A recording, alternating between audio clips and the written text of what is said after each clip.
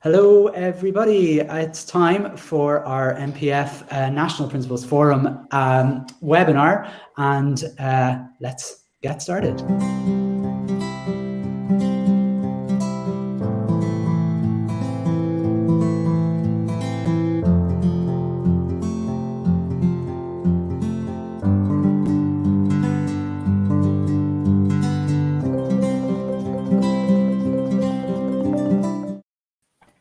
Hello, everybody, and you're very welcome to the National Principals Forum special webinar. Tonight, you're joined by several principals on your screen. Don't worry, we'll be putting them into little groups so you can have a little chat about life as a principal today. It's in September this year, 2021-2022, kind of as we're coming out of COVID-19, hopefully into a new world, and what is life like for a principal or a school leader these days.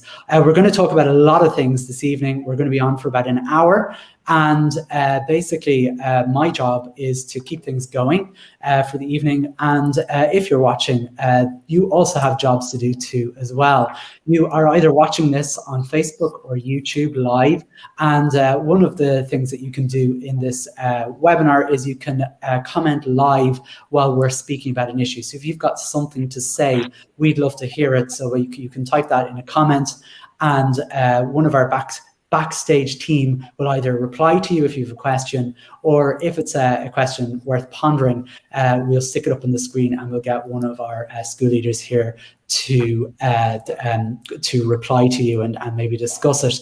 And for those of you who don't know who the National Principals Forum is, if you don't know what we are or who we are, what better way to tell you all about us than a short video of everything we've been doing for the last 3 years. So without further ado, here's a little video to show you what the MPF is doing.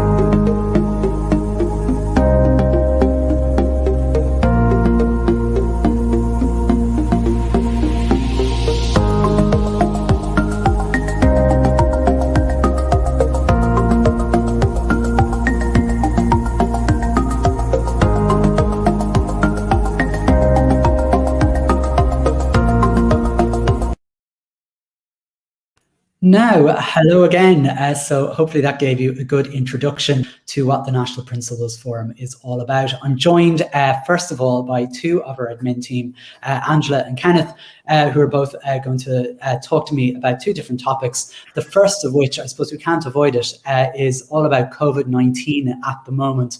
And Kenneth, I'm going to talk to you first, just because I think what the idea of tonight's session really is to get the voices of principals that are on the ground dealing with these things every day. And as we all know, September was a horrific month for most school leaders and for teachers, of course, with COVID-19 cases. And the solution, I suppose, from government was to simply stop testing and tracking. And public health has also advised schools not to contact families or staff if there's a known case in school. So I suppose, what's been happening in your local area, Kenneth? Thanks, Simon. Yes, I suppose since the 27th of September, we all know that, the goalposts change regarding guidance and with COVID-19. Look, I'm no expert in COVID-19, and I don't think anybody really is anymore, because I suppose the guidance is changing all the time, and it's quite complicated, and it's also quite contradictory as well. But I suppose I'll focus on one thing tonight, and that's the element of communication. And I suppose in that frequently asked document dated the 23rd of September that was emailed out to all schools, the most worrying piece of information in it for me and for our school was the one that I have here in front of me, which reads, "From a public health perspective, there is no clinical need for information to be shared with contacts of cases. Therefore, public health does not recommend that you tell parents or other children that there has been a case of COVID-19 within your class, facility or group." We're basically being told to be quiet. Now, I'm not sure what anybody's school setting is like or what anyone's beliefs are, but our board of management in our school took serious issue with this one, especially now, given the fact, as you said, Simon, that contact tracing in schools is effectively removed. And I suppose here's why. The first one, I suppose, is, if there's a case of lice or chicken pox or whatnot in a classroom, we're told to communicate this to the parent body. Equally, we also believe, it is important to communicate the presence of COVID-19 in the classroom setting. Why wouldn't we? It is still meant to be a serious virus, as far as we're told. Two, I suppose, if we don't communicate, we also run the risk of, the possibility of infection spreading in the community because of the school. Three, we also run the risk of potentially being withholders of important information.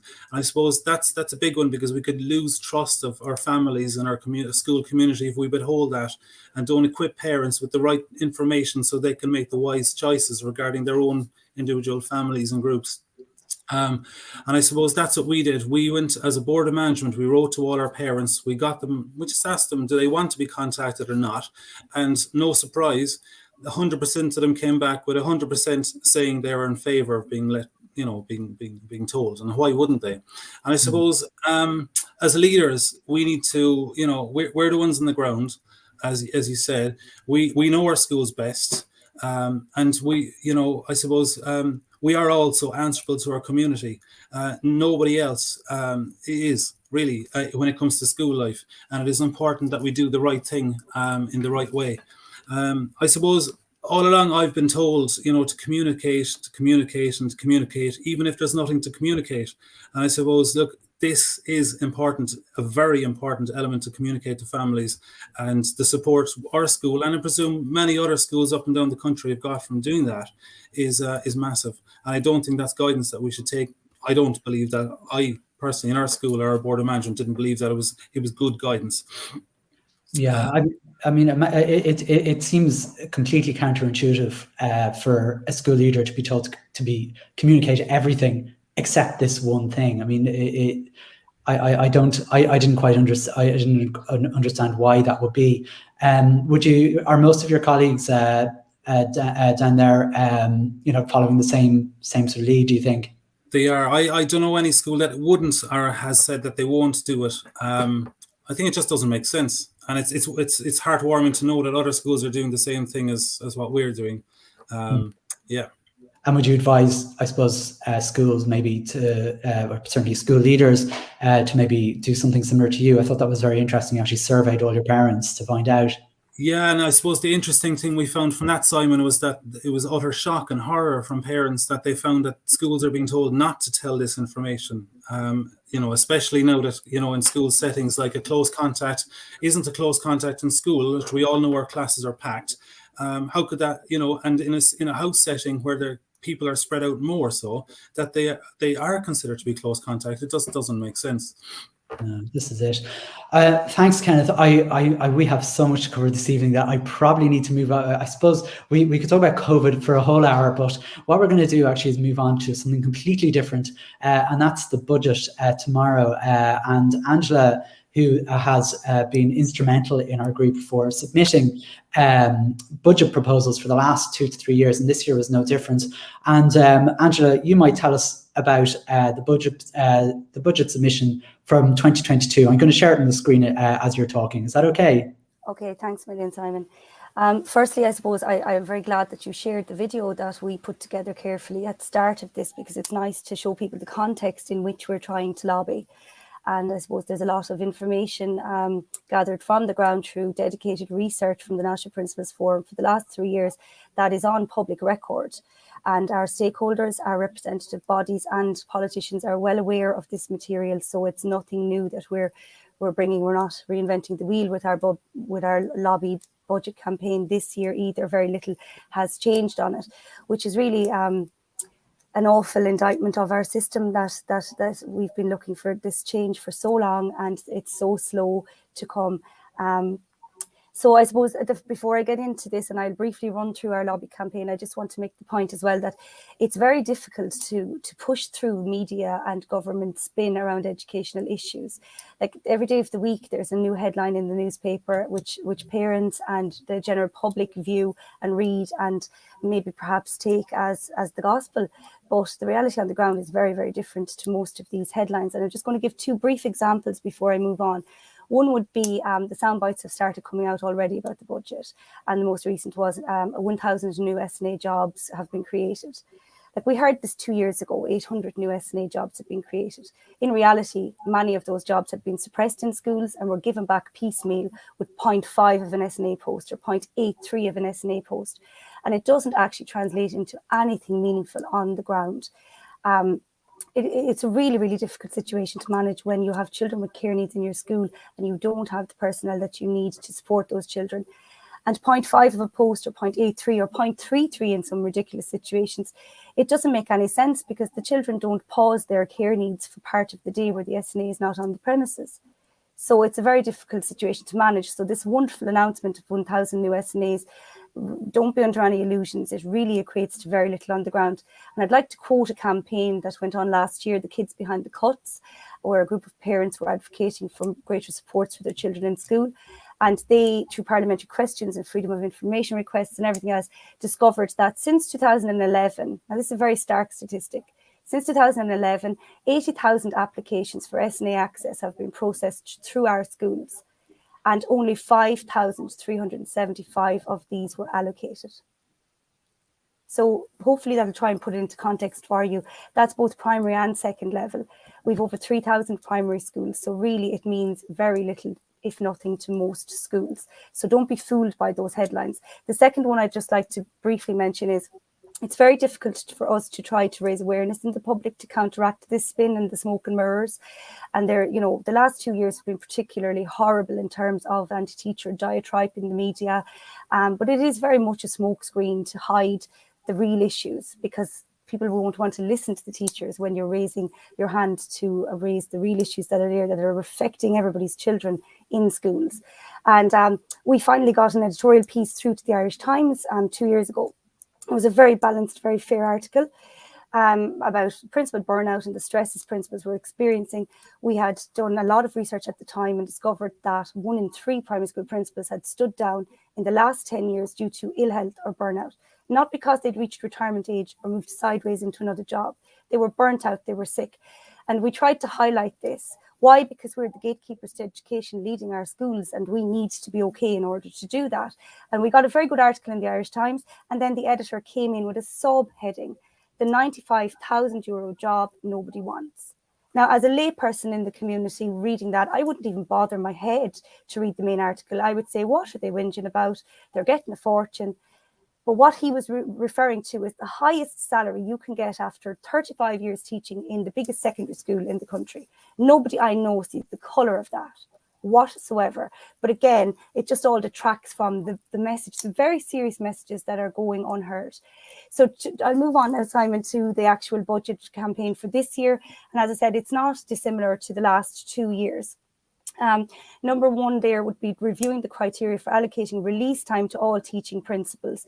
So there is a huge number of teaching principals in the country, over 57% are teaching principals, which means that you are charged fully with administrative duties and teaching duties. And we were lobbying for more release time for a very long time. In light of COVID-19, we got 1 day a week as a temporary measure, which I'm not sure a lot of principals realise it's not permanent. It's a temporary measure and very much looks like it will be taken back again as soon as that's possible. So we really need to stand firm on that. But it's very inequitable, the release time and how it is allocated to teachers. And I know one of the other principals here is going to speak about that later. But just to put a small bit of context onto it, our schools are erroneously profiled. I'll give the example of my school, where we are considered a 4-teacher school, where we have 4 mainstream classes, but we also have 2 SET teachers, 2 special ASD classes. We have 10 SNAs between part and full-time, and between that and ancillary staff, there's 24 staff to be managed every day in my school, and I am charged with full-time teaching responsibilities as well. 1 day a week is helpful, but it comes nowhere near the type of support that I need to be able to give support and leadership to my school. So there needs to be a sliding scale allocated of release time to principals between 1 and 4 days based on the actual size of their school and not the erroneous profile that the department has of our schools. I do not know why they will not consider special education teachers as part of this, and I don't know why they don't consider SNAs and other ancillary staff as part of this, because everybody needs a leader, everybody needs to be managed and to have a principal that's available to them. The second point there is to grant administrative status to all special school principals. Like, it's beggars belief in this day and age that a principal of a special school would also have teaching duties. And teaching principals with 2 or more special classes. Now, I didn't ask for permission for the 2 principals to be named, so I won't name them, but 2 principals in the country have put together a very, very strong proposal on this issue. And I personally handed it on their behalf to Josepha Madigan, who came to our school back in June. And basically, to just give some statistics on that, there are 797 primary schools in Ireland with special classes, and 140 of those have teaching principals. It definitely adds another extra element of administrative work, a huge element, which we're happy to do, but we need the time to be able to do it. 26 of those schools, only 26, have teaching principals with 2 or more special classes. So the proposal was to look, we have to start somewhere. Let's look at that. That's not extortion. It's not crazy money to the budget. It's 26 schools. Can we start somewhere, please, with making release time more equitable, and let's work from there. So at the time, Minister Madigan wasn't sure whether it was her remit or the remit of Minister Norma Foley, or did both ministers saddle this, but she did commit to looking into it. So hopefully we'll see some movement on that in the budget to give some support to principals with 2 or more special classes, so that, you know, there's no point in compelling schools to open special classes if you're not going to give principals the support they need to run the special classes. And there'd be no need to compel anybody if people knew that they would have the support they need to make sure that things work well.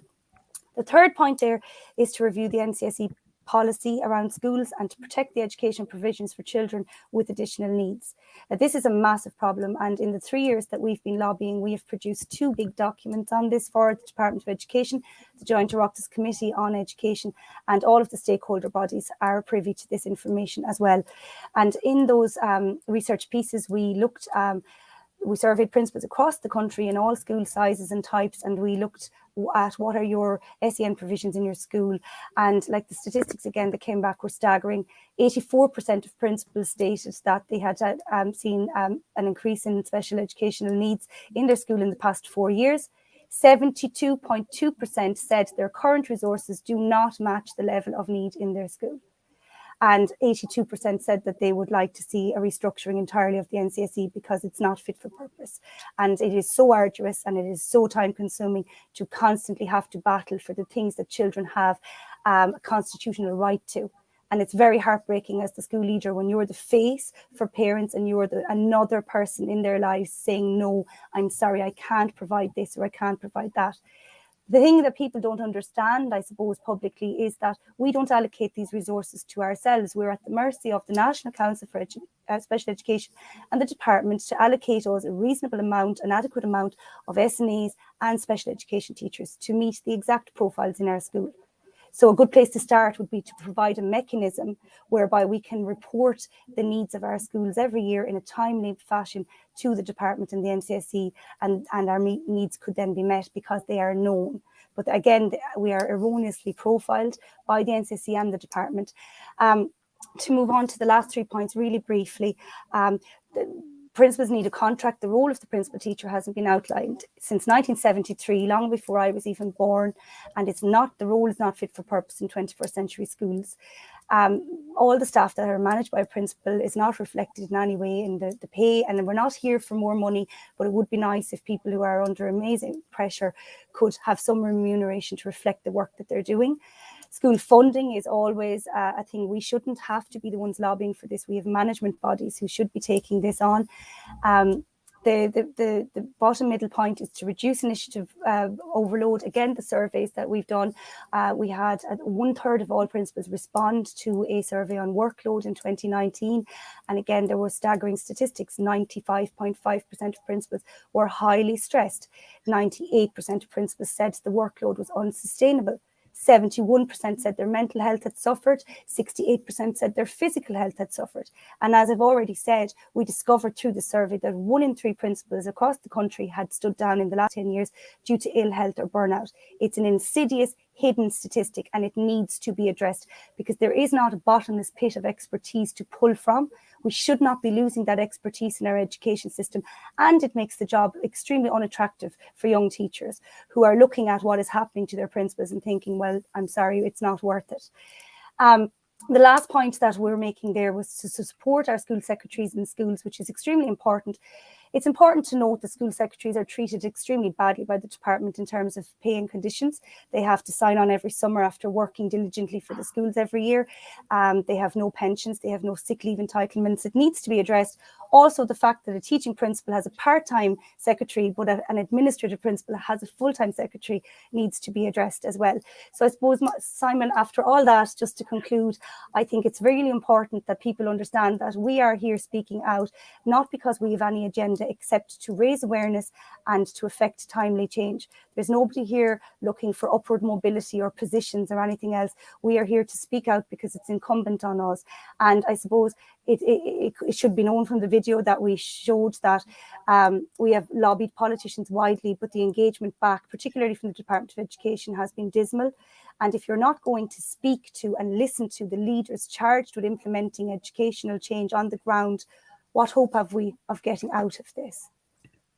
Brilliant. Angela, that is a whirlwind tour of the budget submission, and fantastically said. There's loads of lovely comments coming in from people all over YouTube and Facebook Live. If you have anything you want to say at all in the comments section there of Facebook or on YouTube, please feel free to add them. It's great seeing them flying in there at the moment.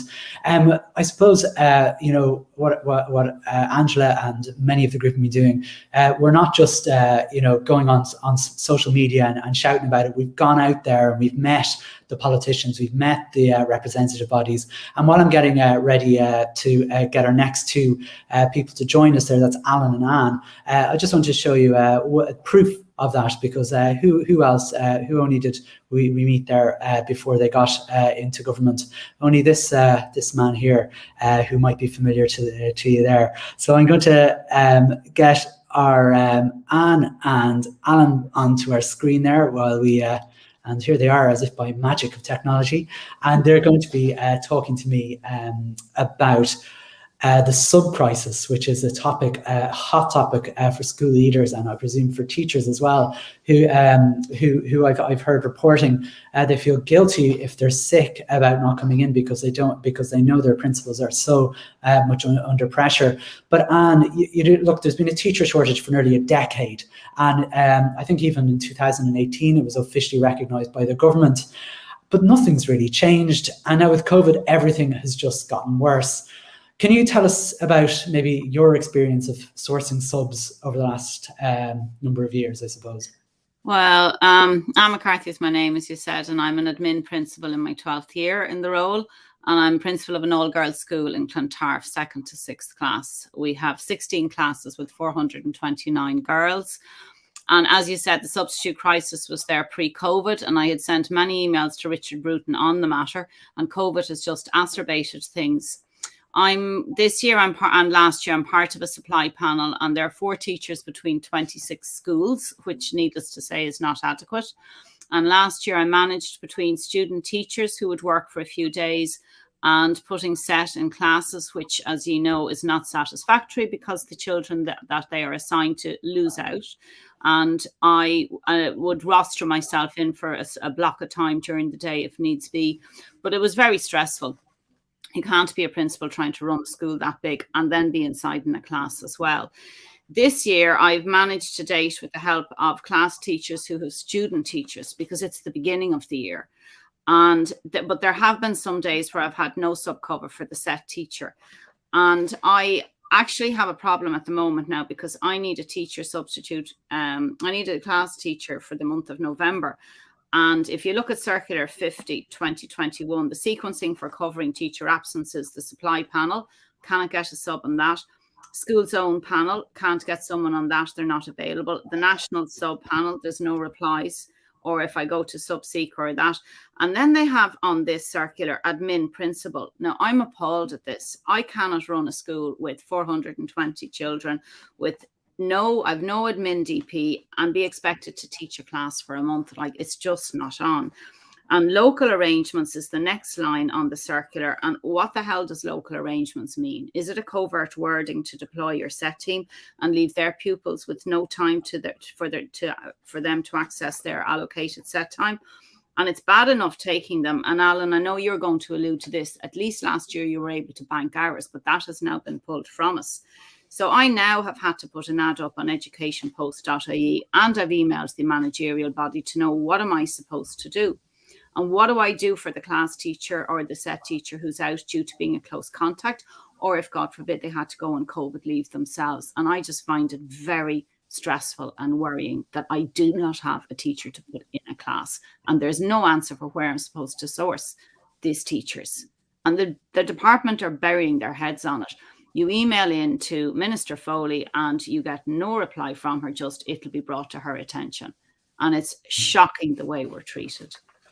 I know, and I think it's I think one of the worst jobs in the world is being a principal on a Sunday evening. You don't want to look at your phone because you're dreading the texts coming from, one of your staff to say, I'm sorry, I'm not feeling well, or even worse, on a Monday morning at 7 o'clock or something like that.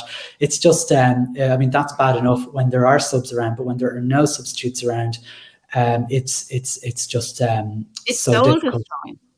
And I mean, you wouldn't mind if it was just once in a blue moon, but this is on a daily basis in a lot of big schools. But even in small schools, it can absolutely wreck the entire day when you just can't get somebody to cover for you. I think you alluded there and to Alan, who was on the media there last week. He was on News Talk speaking on the hard shoulder around the loss of the banked hours. And for those of us watching this who may not be aware of what this banked hours was, because it is a was, can you tell us about it and why you were on the radio there, Alan? Yes, of course. So I spoke to Kieran Cudahy last week regarding the banked hours. A parent had emailed in and spoken to the show the day before that her child's SET teacher had to be put into a classroom, and she was quite rightly explaining, that this scenario wasn't ideal. So I suppose, as you alluded to, last year we were allowed to bank days where we had no alternative but to put a member of our SET team in to cover a mainstream classroom or a special class where substitutes weren't available. And then we banked those days and we were able to use them later on in the year where our substitute teacher was available. So according to the Kieran Cuddihy, the response his team got from the department was really there was nothing to see here, there was no problem. And I was trying to point out from a school's point of view that there most definitely is a problem, and quite a large problem at that. So I also made the point on the show that really we had not found out this information until the end of September. So we were a full month into the academic year before we were informed that the bank days were being removed. So that, again, a very unideal situation. And not only were we only just told in around the end of the month, then we were told that this magic circular 50/2021 would issue shortly.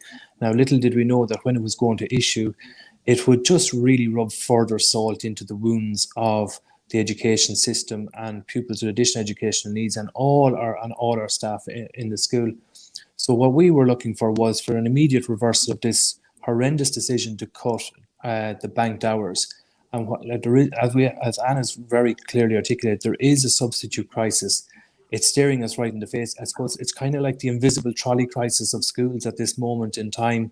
You know, I spoke to one principal last week who had to bank 122 days last year in her school. Now that equates to 24 and a half weeks that they banked. But as she said herself, when they were banked, she was able to source substitutes later in the year and try and make up, I suppose, the shortfall, or where we had to put our SET teachers into mainstream classes or special classes to cover absences. Now, I'm not saying that this banked days is ideal. I'm saying it's what we need at this moment in time. You know, it is a kind of a sticking plaster, but without it, I feel that we are totally lost. Like my school has lost 9 days already that we could have banked in the month of September. So there's 9 days gone. Like, our SET teachers perform a vital role, and as Angela had earlier alluded to, like, we're on our knees as it is. So removing this is just going to further pull the rug from under our schools and our pupils, and I just don't think it's not fair. And I know the department don't deal with fairness, but as principals and educators, it's one of the core principles of our schools. And I felt that I had no choice but to go and speak on behalf of schools and principals and try and clearly articulate what is the alternative left to you when you have a class, like one of the largest class sizes in Europe, maybe 30 children that need to be taught or at the bare minimum supervised for the day from a health and safety point of view. Where do you turn to when you, as Anne said, when you cannot find substitutes on panels or from your local substitute bank? Where do you go? You're absolutely tied. And I can only imagine as a teaching principal how they must have read that circular, when they see the admin principal been asked to go in. Like, is the teaching principal on that precious 1 day a week that they are allowed? Are they now going to be expected to go in on that 1 day it's the minimum they need to try and run their schools. So I think this crisis is hidden in plain sight in schools up and down the country. I mentioned a case of my own last week where I rang 16 substitute teachers one morning between 7 o'clock and 9 o'clock, and I couldn't get one person to even give me a couple of hours in the school. So that will give you an indication of where we are at the moment.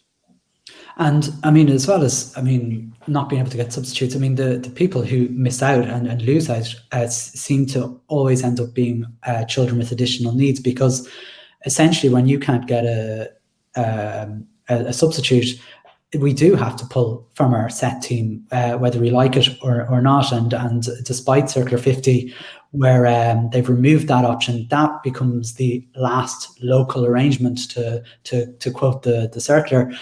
And it just seems that, like, we all know children with additional needs suffer the most during the pandemic, during COVID-19, when the school buildings were closed. So this is just another, I suppose, kick in the teeth, to for want of a better cliche, for our most, I suppose, vulnerable pupils. Equally though, Simon, I think it's very disingenuous of the department to put out the circular that states local arrangements, because parents reading that may not understand the nuance of that. So, it might read okay if you put this out to the media, for argument's sake, whereas we on the ground know that you're looking at set in that case. So yeah. It's not fair the way, like, as Angela alluded to, it's all smoke screens. The reality is really hidden and very difficult to break into the media with this and get it accurately reported. This is it. I mean, and like, what other local arrangements do schools have? We can't have, parents looking through the window supervising classrooms or something like that. That's, we only have the people that we have on the ground. But I suppose the last question I want to ask Alan there is, you just said that this is, I mean, even the banking hours isn't an ideal solution, really. It's sort of a sticky plaster, I think you said. What is the solution? If that's not too obvious a question. We need more teachers on the ground. That's what we need. Look, no more than nurses, doctors, we've probably seen many of our brightest and best new teachers exit the shores. We have a 2-tier pay system. Those teachers are gone. For how long they're gone, I don't know. But it definitely has contributed to the supply issue we have at this moment in time. I know one of our regular subs is just about to leave. She's just waiting for papers to be tested, and she's getting on a plane to Dubai. But yeah, it is a sticking plaster, but it's one we badly need at this moment in time. I'll just reference that I did ring the phone number on Circular 50/2021. Shockingly enough, after a considerable period of time, nobody answered. I did email, and I did raise a query about that last line, local arrangements, and that query was completely avoided in the reply email. So I don't even think the department know themselves what local arrangements are. I think it's just a nice phrase to throw out, and it kind of covers over or glosses over a lot of areas. So yeah, we need more teachers on the ground. I also think we have a number of really bright teachers in our training colleges at the moment who are maybe in their 3rd and 4th year. Now, unfortunately, they're bound by the 5-day rule. They're ineligible for a teaching council number, which really makes no sense to me, considering I could probably have a degree that's not education related and get a teaching council number. So I think those students will be available later on in the year at certain periods. And if we had our bank days, we could then try and get our bright young minds that are coming out with new ideas, new innovation, new energy into our buildings, and give them a set amount of work to do with a number of our children during those days. I think that would be one thing that we could look at and should look at, and which would help our schools. Brilliant. Thanks so much, Alan and Anne. Just for those of you who are watching, we've it's great to see that we've over 165 people watching this webinar at the moment. And you might be wondering about the initials after our names and our schools there. You'll see you'll see AP or TP sometimes. AP stands for Administrative Principal and TP stands for Teaching Principal, just to clarify that for those of you who might have been wondering what they meant.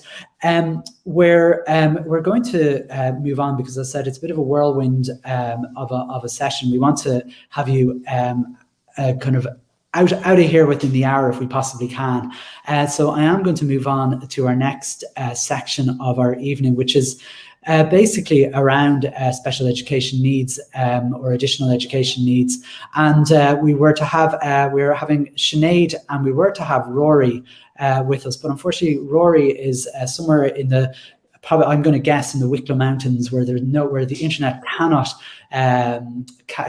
penetrate. So Shay has very kindly agreed to double job tonight, Seamus O'Connor. And while I'm getting on the screen, I think it's very important to prove that indeed that Rory does exist and is very much part of our team, and had the pleasure of meeting said leader of Sinn Féin just not too long ago, who committed to speaking to the National Principals Forum. I'm going to remove our two speakers there and add in Sinead and Seamus. Hello, both of you. How are you doing? Hi, Simon. Good to see you. Good. I guess we'll start with, I suppose we'll just start with a question, really. I'm going to ask both of you the same question. And it's around additional education needs. And for me, it's probably the cruelest cut in education. Basically, most of the cruelest cuts in education have been to additional education needs or special education needs.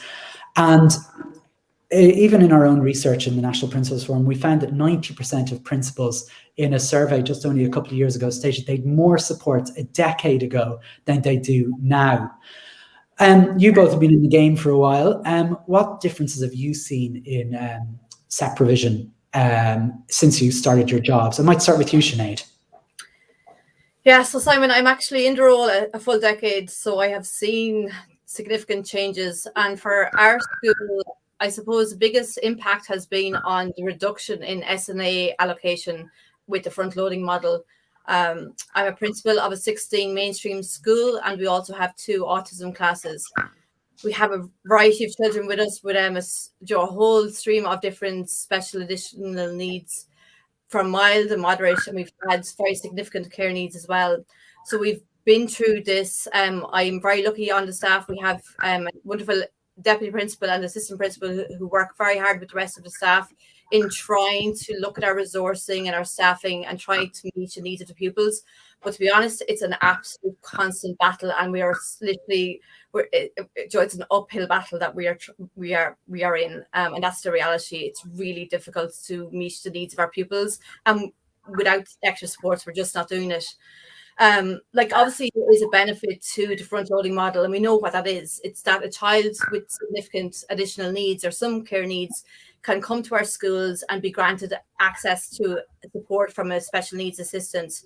And that is great. Obviously, in the long term, that child may still need some interventions from whether it be NEPS or OT or speech and language to make recommendations on what the school needs to do to support a student in the school. But in terms of SNA access, yeah, it's great they can access support. However, with front loading, it is now firmly on the show, more with less. If a new pupil joins your school, you as a school leader has to decide, obviously there's care needs, you have to give access to a special needs assistant, but in that you have no other choice but to decide which of your current pupil in their SNA access. And obviously then this leads to an upset with both your staff and your parents, who all want to individually fight for their pupil or their child and say that they want the most that's available for their child. And we can understand that. We want the same thing. But we are on the side of children along with parents and along with our staff. But without the additional supports and resources from the government, we are really placed as school leaders in impossible positions. Yes, we do have an option to make an exceptional review if our current SNA provision isn't adequate. I've been through that with my staff, and it's a significant workload involved. There's a huge amount of paperwork involved, where basically you have to have in writing and make gather all your evidence to prove what you're saying. That you do not have enough resources to meet the care needs of all your pupils. Our children's needs are not being adequately met, and we need more SNAs appointed to schools. It's as simple as that. And even when appeals are submitted to the NCSE, the NPF survey found that actually 40% of schools were told that there will be no increase in SNA provision, and that was without somebody coming to visit their school. It's just.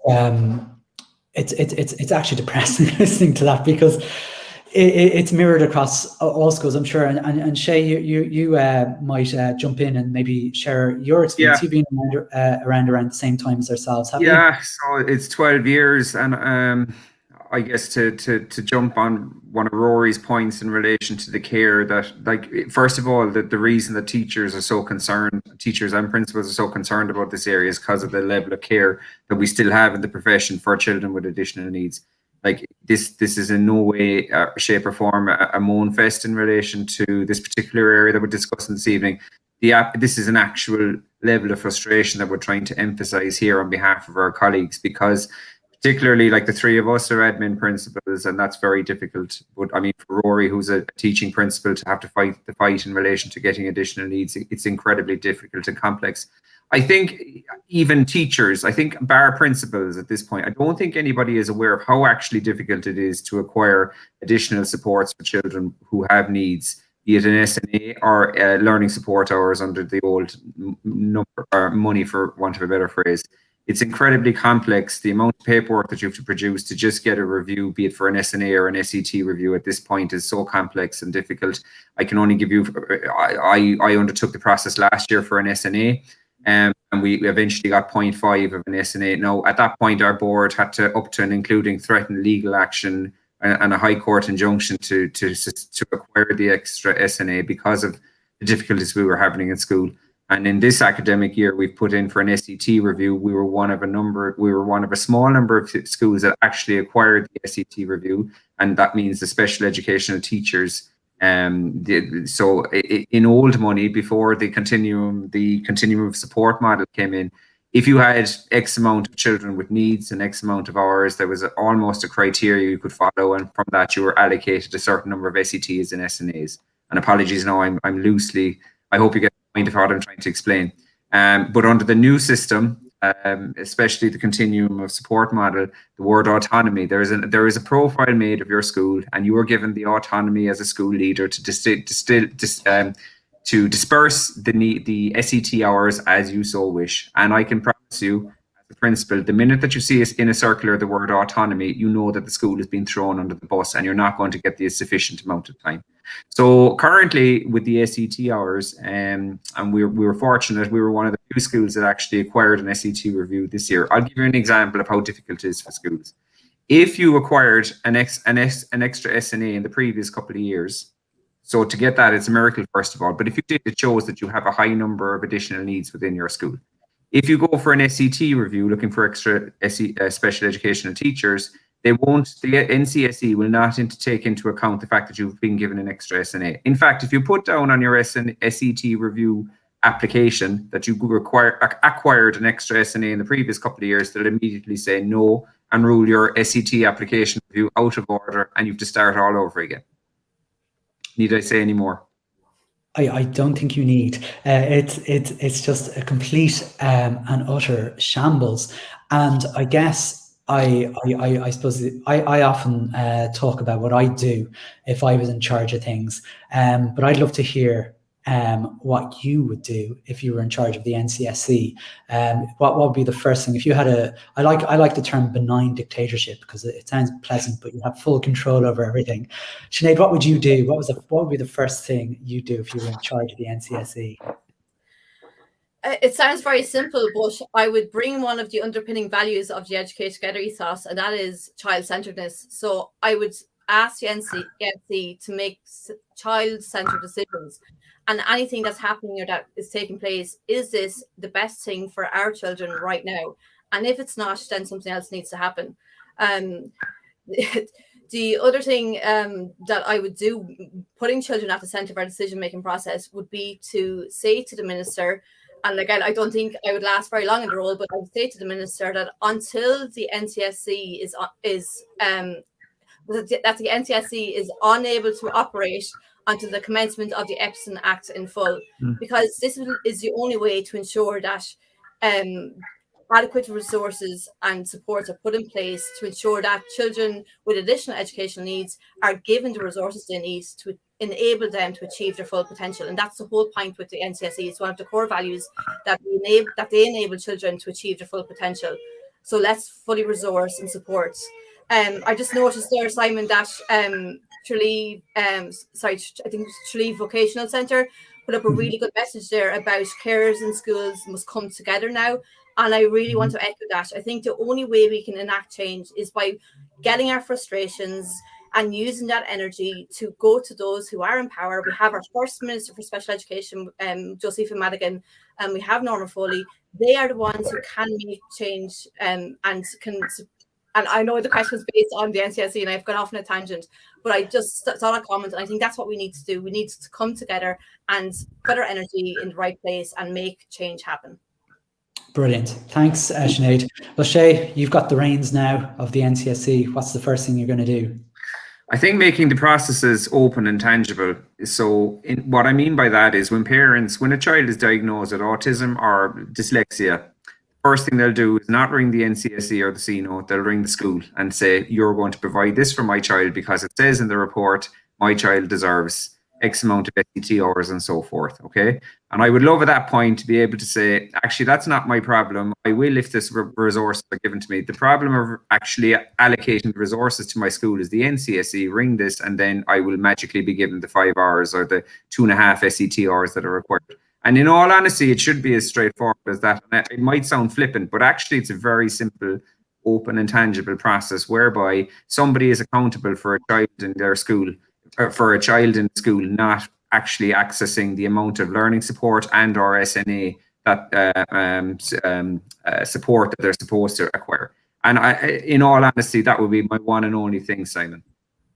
And you know what, like the answer is fairly simple. I mean, it is. I mean, I've been in the job for about 15 years now, and it's astounding how difficult it's become to get the most basic resources. I mean, anything from a laptop for a child to an SNA. I mean, the amount of red tape and bureaucracy that's been put in our way for really no reason. It's just astonishing. Yeah, and the last point is just to make the point that the profiles for schools are based on 2017 to 9, returns or 2018 returns. They're not based on, like, the profile for schools does not change annually in comparison to the additional needs they have. So people aren't aware of that either. Exactly, that's true enough. Look, we could talk about additional needs all night. In fact, the National Principals Forum, have created 2 papers already and 2 surveys around additional education needs, which I'd recommend you would have a look at if you can on our website, which is principalsforum.org. You'll see any of our surveys and any of our research done over the last 3 years on the website, and all taken from principals on the ground, people who are working every day in schools and looking after your children and our children, who we care very much about. I'm going to move on, if that's okay. Shay, you're going to have to stick around, I'm afraid. Sinead, I'm going to replace you with Mairead, if that's okay. And here we go, by the magic of the internet. Here is Mairead, and we're going to talk, I suppose, unsurprisingly, about, I suppose, all of this comes down to really a leadership crisis right now. And look, every stakeholder now recognises that we have a leadership crisis. I don't think that's an unfair thing to say. Even the representative bodies have recognised that, so much so that they set up a workload forum a couple of years ago. And now their success, as far as I can see, is just been to pause the introduction of the new maths curriculum, but maybe I'm being harsh there. But the reality on the ground, and this is the problem on the ground, is where we're feeling things. School leaders were becoming sick. We're stepping down in increasing numbers because the job is just simply not sustainable. Now, I have a teaching principal in Mairead and an admin principal, as said, with Shay. I wouldn't mind maybe hearing Mairead first about being a teaching principal. It's been an impossible job even before COVID-19. How have you coped? We're doing the best we can and keeping the sense of humour to the fore as much as we can, to be honest, Simon. I'm very lucky in that I have a very supportive and strong board of management and an excellent deputy and AP2 within the school. The school community really pulls together, so I'm very, very lucky in that perspective. But the amount of workload that has come on, I'm in my 7th year as a principal now, and I had worked in a very small school and then came to this school where I have 4 mainstream classes, 2 SET, 2 ASD classes. So I have a total of 26 staff on the payroll, and I'm still with full-time teaching duties. I have a 1 day a week in the office, and to be honest, that day just goes on personnel management. Very rarely get to deal with the admin side of things until after school or until I go home or at the weekends or whatever. And I think it's really important to note that I absolutely love my job. I don't want another job. But if I wanted to step down, I can't. There is no facility for me as a principal to step down and say, I don't want to do this job anymore. If I step down, my job is gone. I have no rights. I have no panel rights. And that in itself is so disrespectful to principals. As Angela mentioned already, the 1970s was the last time that the job role was reviewed. And I mean, we all see how much the job has changed in 2 years, not to mind since before I think all of us that are hosting here tonight were born. So how are we managing? As best we can. And with the best will in the world, we're doing the best we can for the children, but cuts every day. That's what we're dealing with. Yeah, I mean, it's certainly, as I said, you know, for those of us who've been in the job for quite some time, the last decade or so has just been incredible to watch as supports have just seemed to be taken away from children, and workload has just been added to leaders, and for no real reason and for no real benefit.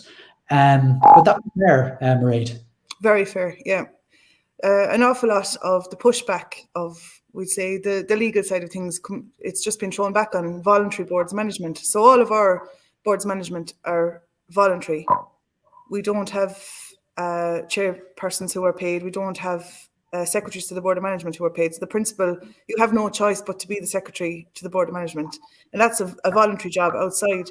And I think what a lot of people don't realise is that the litigious side of all of this, so when something comes up and there's a court case, each one of that board of management are personally liable for what happens in a school. So therefore, if you're in a voluntary position, why would you bother coming onto a board of management? It's really not something that's enticing to anybody. The stalwarts of the community are the people who always end up being the ones who get lumped with these jobs. And we have no pushback. We have no way of being represented as a body of principals, because we certainly don't seem to have the union's backing to push back on what's being forced upon us. I want to teach the children. I don't want to be outside the door dealing with issues all day. If I'm their teacher, I want to teach them. But I can't do that if I'm expected to manage 26 people and 2 ASD classes where we have children who are coming to us in crisis from other schools where their placements have broken down. I want to give those children the time that they deserve, but it costs the children that I'm teaching then if I want to give the other children the time. And it's just not fair. And I want to point out something that came up in one of the comments there. I think it was Natalie that said, if a school caters well for children with additional needs, then people want to come to that school, and it attracts more people who want the best for their children and who want a school who understand the additional need of their child. But when I started here first, we got a class in with 6 children with complex needs, and we got no additional set and no additional SNA into the school. And nobody left that year who needed an SNA. Yeah, and I think it's seen like that's a situation that's mirrored across the country. I certainly can empathise with that, and had exactly the same experience. And I think, Shay, you probably agree. I mean, as an admin principal, the leadership crisis might look a little different. I think there's sometimes perception, and I think I was guilty of this when I was a teaching principal for a good number of years before my school grew, and I became an admin principal. And I remember, I mean, up until the day before I became an admin principal, thinking, "Oh, thank goodness, everything's going to be okay now," and it isn't, but in a different way. Maybe you can. What's leadership like as an admin principal? Yeah, and Simon, I was the same. I taught for 3 years. I was a teaching principal, and my school grew to the point where I could, fortunately, be an admin principal. And again, it's very difficult. In one sense, one of the reasons why I feel so comfortable working with the National Principals Forum is the level of honesty that comes. You know, it's quite apparent from all of the individuals who are part of the team. And equally, as you know, like myself and yourself are admin, but it is difficult at times. It's quite harrowing when you see how difficult it is for our colleagues who are teaching principals. I think the overall change, there's 2 overall points I'd like to make, and it revolves around the level of respect there is for our profession, not necessarily by the media, and not necessarily by parent bodies. It's actually by our department, and particularly the ministers over the last number of years, the ministers for education. There is not a genuine level of respect for the role that we play in our communities as principals collectively. I mean that sincerely. I believe that if you look at the latest change that Kenneth spoke about at the start of this seminar in relation to the lack of contact tracing and the lack of or sorry, the changes in contact tracing and close contacts, which was, and I'll use the word strongly, foisted upon schools, which we heard in the media. Like, that's a very serious and radical change of policy, which impacts all of the 600,000 pupils in our schools, let alone the teachers that we're working with. And that we all learned about that. No disrespect to anyone. We heard about that as a group through the media first. Okay. And that has continued all the way through one of the most harrowing times for school leaders, which has been the COVID pandemic period. And everybody has suffered, and there is no picking out principals and teachers as being any way different. However, our role could have been made easier by appropriate communication, appropriate consultation, webinars that were done before. I think maybe the department did one webinar last January, and I think they're afraid to do it ever again, conducted by the HSE. However, at least it was an opportunity for people in our profession to discuss with the people who are making the decisions for us, and who, by the way, are not principals and not teachers. It was a chance for them to see our views on things at the cold front, or at the cold face. And that opportunity has not been taken up at any point before or after during the COVID pandemic. And that feeds into that feeds into the overall narrative in relation to our role and within the profession. Like, if we're not being respected by ministers and senior department officials and external agencies such as the HSE, who've been creating the interventions for our school over the last 18 months, well, how will anybody else respect us? And our bottom line is that we as a group have, when I started in 2009 as principal, there was a time when you could have a chat with your staff and have a bit of crack. And, you know, you'd have the meeting in the morning with the staff and you talk to everyone. And I'm not in a huge school. We've 9 teachers and 2 SETs. One of them isn't even full-time. There are days when I don't speak to everyone on my staff. And that's sad. And it's quite disconcerting. I do my best to return every phone call to everybody else, and I do my best to mind the children, whatever the needs are for them during the day. But it does become secondary, the relationships with your staff and other colleagues. So again, I suppose that for me is the largest change, is the fact that us as a profession and us as members of within the profession, i.e. principals, we are not respected to the degree that I believe we should be. Okay, no, I think that's very fair. I see that we've gone over the hour, so I'm going to ask you a quick question to both of you. So you've got it's your elevator pitch, and it's the question is, as a teaching principal, Mairead, what would you need right now, or what do teaching principals need right now? Time to manage what's going on. So we need the time to teach, and that comes first. We lead child-centred schools, and that's what it has to be. But we need time to do that properly. So are we teachers or are we leaders of teaching and learning? Because at the moment, I find it very difficult to be both. Not to mind tackle the admin side of things as well as the leading teaching and learning. We need time. We need to be respected, as Shay already said there. We need to be respected. And I would like to call on the Minister for Education to meet us as a group of voluntary lobbyists and come out to any one of our schools and see what's happening on the ground. Because the reality of what happens on the ground here is very different to what I think is perceived by the people who send us out the circulars. I think, to be honest, we would love a job description and a contract. I don't know, is there any other job like ours where you don't have a contract? We don't have any description of what our job should be. And that's very handy then if you're sending out work upon work upon work to principals. No job description, then there's no place to draw the line. Again, I mentioned the step-down facility. Like, a little bit of respect, I think, covers an awful lot.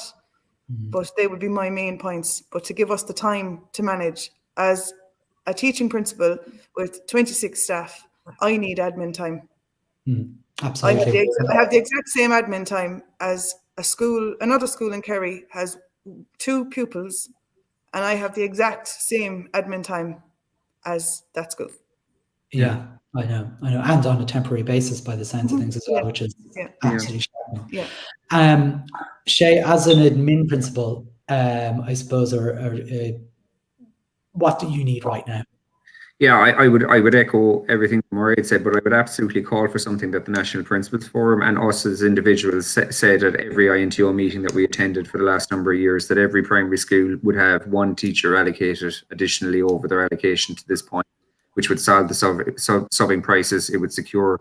One of the reasons why you can't get a sub is because even if you book them for 2 or 3 days, if they get 2 weeks somewhere, they're gone. And if let's say Simon's school, you have two streams of everything, well then you should have 2 teachers over the allocation. It's larger schools. It is, to be fair, with schools with 3 or 4 streams, it is a massive problem, and it is the children who are most vulnerable in those larger schools that are suffering because of the SET teachers being utilised as subs. So why not, in this short term, while there is a subbing crisis, allocate additional teachers over the allocation that the school is acceptable. And bearing in mind, the subbing issue was first pinpointed in a report in 2014, and there was a follow-on supply panel stakeholder report which was published in 2019. This is not something that is new. It's been exacerbated by the COVID period. But I mean, and again, it just shows the lack of respect. There are stakeholder meetings, there are reports, but the department, I suppose deeper now, the Department for Public Expenditure, are ignoring them. Just to back up what Shay says there, Simon, sorry, I know we're under a time constraint, but if we were to get that 1 extra teacher per school, that teacher isn't going to be sitting inside in an office reading a newspaper. That allows us to have child-centred and holistic schools, and all this well-being preaching that's happening that we're supposed to be bringing into our schools. How are we supposed to do that if everybody in the school is under pressure and stressed to the max? It's not going to happen. And well-being has to start from the top. The department need to understand that well-being means that everybody is being looked after in a school. Absolutely. I totally agree with you. And despite School of Rita, thank you very much. You've said that I'm not worrying about the hour being up. And to Lanarige, I'm afraid, although we're probably all in our homes, we still have beds to go to at some point, as do you. And but I want to kind of bring everybody back here, and because this would not be a principal's forum or a teacher's forum if we didn't give you some homework. I can't believe I'm saying that. Somebody who's very anti-homework. But anyway, I'm going to bring our fantastic speakers back on the screen one by one here. And I guess you've heard from all of our National Principal Forum admin team who've come tonight, as well as some of them who are working in the background. And thank you so much to everybody from the NPF admin team who are there in the background answering questions on the Facebook and live and on YouTube, and keeping things going there. And where do we go from here? Is I suppose is what I've been tasked with giving, which is what can you do to support the National Principals Forum? I think it's been mentioned already that the National Principals Forum is a voluntary lobby group. We get nothing for doing this. All we are is a group of principals who've come together with the same message, with the same issues in our schools, and with the only thing we've done differently to maybe you in your own school is we've come together to maybe be a bigger voice than just being on our own. We can all individually work for our own schools, but the power, I think, of the National Principals Forum is we're from all over the country here. I'm from down in Cork all the way up across the country, and we'd love to have some of you joining us in our campaigns to get principals on the ground, our school leaders on the ground, our voices heard, so that we can help the most important people that we deal with every day, all those beautiful, lovely children that we deal with every single day and cherish every single day. So what can you do? I guess the first thing we can do at a very basic is follow us, follow what we're doing.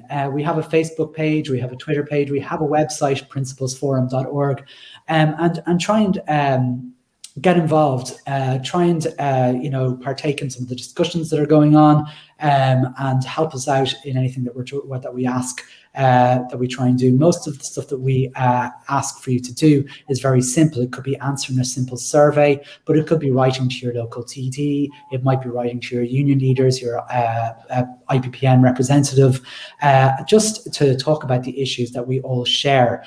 I suppose the second thing really is to contact your politicians. Look, we know that our budget submission hasn't isn't going to happen, despite it being very, very sensible and despite these issues being around for a very long time. But contact your politicians with the budget materials. We're sharing our budget poster on our website, principalsforum.org, and we'll certainly email it out to principals. If you're looking for it, feel free to get in contact. And we will send them out to you so you can contact your local politicians. Just one other thing that you might be able to do, and this is something that came up earlier this evening, was about the banked hours and what can you do, because them being whisked away in a way has been very, very difficult. And I suppose something that you can do right now is make sure to have a board of management meeting very quickly and ask your board of management to support whatever local arrangements you might have to do, because we're in a crisis. And that might mean getting permission to use your set team where needs be as a local arrangement. It might be that the principal of the school can't cover a class because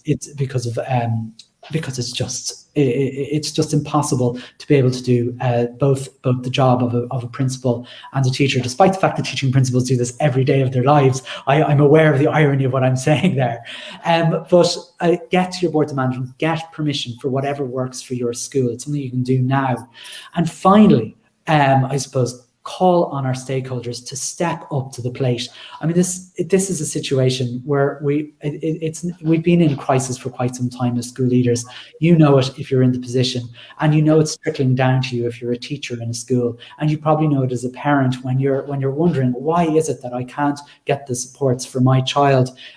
Because this is a trickle-down effect. We have to make sure, as school leaders, we get in touch with our stakeholders. We ask them to step up and represent us, and and to speak to us, and even get them to speak to the National Principals Forum, because we are a number of voices. We're a genuine group of people who just want the best for our schools and for our school communities, but also the wider picture of education. We want our education system to be the best it can be. And we also want to say it's not okay for the ministers not to meet us. We are a registered lobby group, and there's no reason for the last three ministers not to meet with us. So if you can do that for us and even help us out, that would be a fantastic thing. I want to finish off by thanking you very much for coming along to our webinar.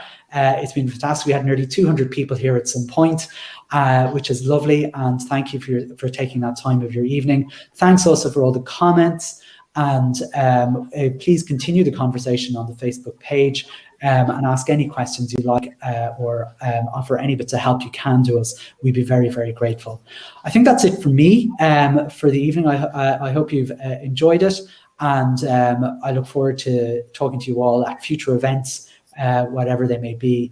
Thanks again for all the lovely comments that are coming in. And listen, all we can do is look after ourselves and keep well as possible.